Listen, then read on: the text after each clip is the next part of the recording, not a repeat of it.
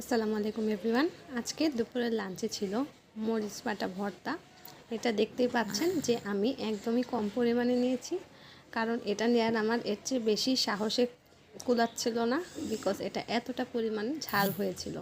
নেওয়ার আগেই আম্মু বলল যে এটা অনেক ঝাল, কম নিস, তাই এতটুকুই নিলাম।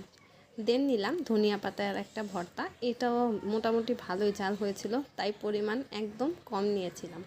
এটাও খেতে খুবই ভালো লাগতেছিল। তারপর নিয়ে নিলাম লাল শাক ভাজি। এটা বরাবরের মতো আমার প্রিয় একটা খাবার। প্রেগনেন্সি জার্নিতে এটা রোজই বলতে গেলে খাওয়া হয়েছে আমার, আর লেবু দিয়ে কাঁচামরিচ দিয়ে খেতে আরও বেশি টেস্টি লাগে, তাই এভাবেই খাচ্ছিলাম।